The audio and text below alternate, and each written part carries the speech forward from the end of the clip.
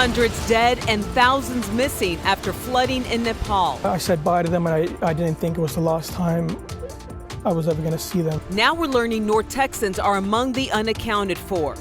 Another fire erupts in North Texas as the Ross fire keeps growing. The wildfire has already struck this ranch, and now help for the livestock here on the property.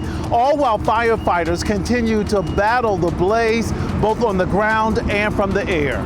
Fake school shooter calls, real police responses, the dangerous hoaxes on the rise across DFW. A fast-moving storm leaves behind serious damage and even sends one man to the hospital. A partial lunar eclipse, the latest on that. It's happening soon, and a 14-day forecast. A weather pattern change? I'll let you decide. It's coming up. The deadline to move out of the shops at Willow Bend is coming up, but there are 2 spots staying, and they are excited about the future. We begin tonight with breaking news. A fire that sparked today in Zandt County has grown in size. This is near Wills Point, east of Dallas. And within the last hour, officials told us it has grown to 400 acres and is 25% contained. 100 firefighters from numerous agencies are working to battle it right now. Several had to be rushed to the hospital due to the heat, but they are expected to be okay. So far, no homes or businesses have been lost, and officials say the quick response has made all the difference. And firefighters making progress on another blaze that's been burning for 3 days now. In the past few hours, they've been able to contain another 5% of the Ross fire in Palo Pinto and Jack County. It's already burned 85,000 acres, including homes and businesses. And tonight, multiple people are waging a different battle to protect their ranches. Yes, Scoop Jefferson shows us how the community is mobilizing to help them, knowing that livestock is their livelihood. The wildfire has already struck this ranch, and now help for the livestock here on the property. All while firefighters continue to battle the blaze, both on the ground and from the air. 281 air to ground primary 5x5. As 2 pilots and scooper planes dropped water on wildfire hotspots at Johnson Ranch late Thursday afternoon. We just try to show love. I hope we get some rain. Brandon Gilbert, owner of Gilbert Construction in Poolville, had already recruited his best friend Grant Mills to help come to the rescue.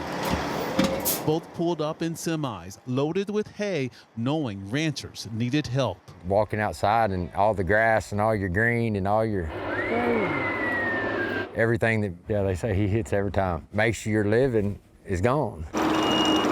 Minutes after watching the scooper planes, Brandon and Grant unloaded their semis of hay. Firefighter strike teams, like this one, moving across the county.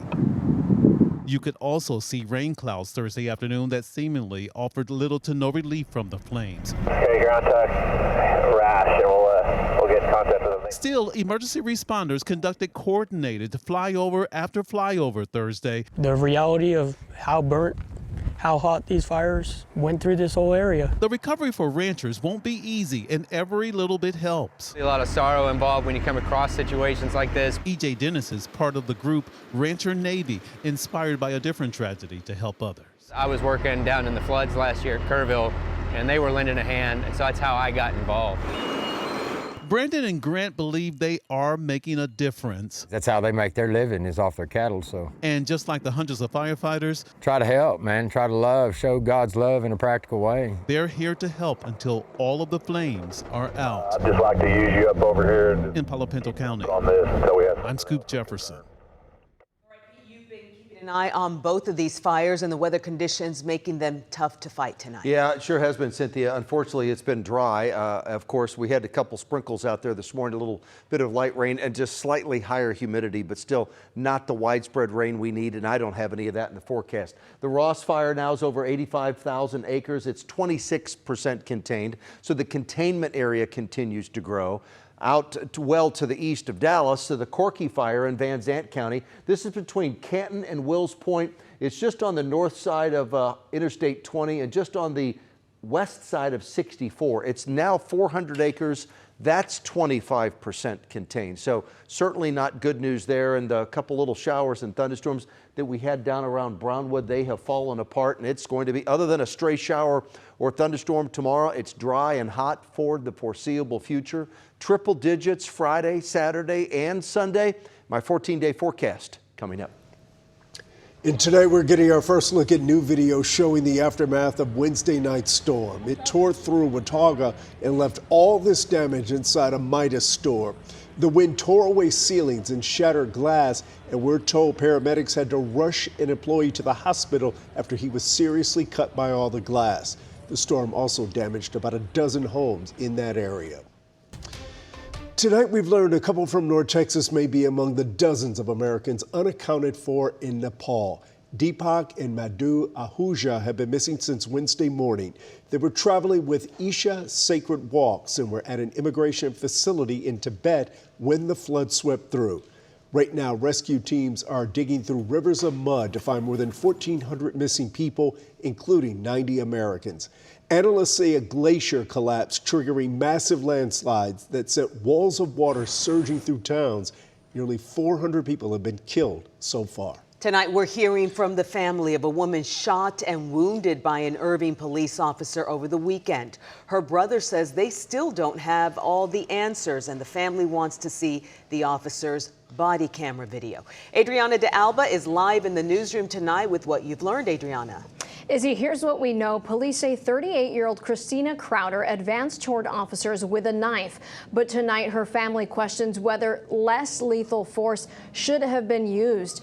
And witness video is giving us a look at the chaotic scene that unfolded. What you're looking at now is video from the aftermath of that shooting from a witness. Neighbors say Crowder had a knife and was in the street. And one witness says she moved toward officers with that knife before she was shot. Irving police say they were called to a domestic disturbance. Investigators say officers on the scene gave her verbal commands to put that knife down, but when she didn't comply, an officer used a non-lethal weapon.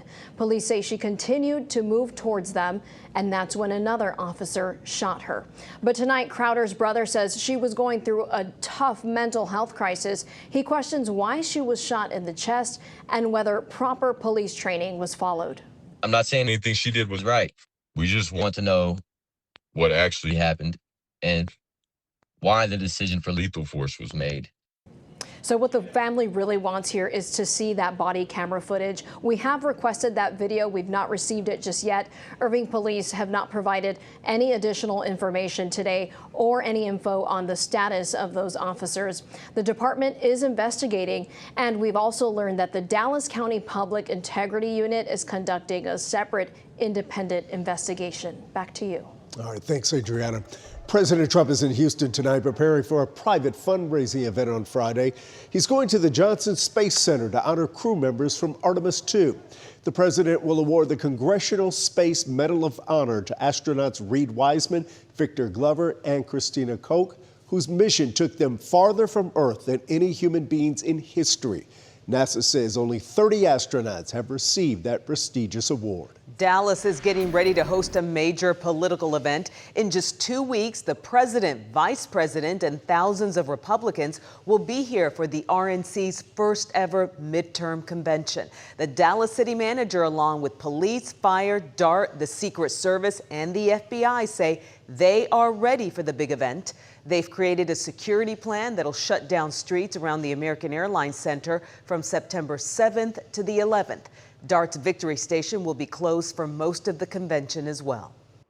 We are intentional about developing a plan that minimizes these disruptions to the community as much as possible while maintaining the level of security that's required for this type of event.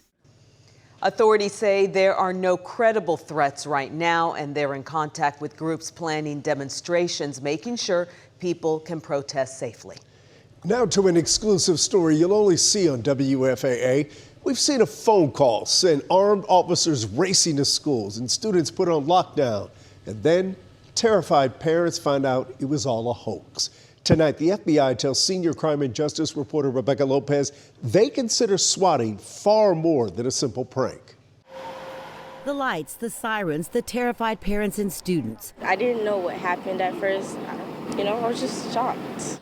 Everything about the police response is real, even when the threat is not. It's called swatting, a hoax call claiming there's a school shooter, bomb, or immediate danger. Swatting creates a fear, it creates confusion, creates dangerous situation for students, staff, and law enforcement. The FBI sat down with WFAA to talk about this very serious problem. They say swatting is increasing and there is more coordination to target schools. These are not jokes or pranks. We treat them very seriously. Swatting calls can send heavily armed officers rushing into a school where students and staff may have no idea they're coming, like this swatting call earlier this year at a North Dallas school. And it's all across the street, like 40 police cars in the parking lot across from the high school. The FBI says swatters often use internet calls, spoof numbers, and fake social media accounts to hide who they are or frame someone else. And they do this all in an effort to disguise their identity and point the blame on someone else, and then trigger that law enforcement response.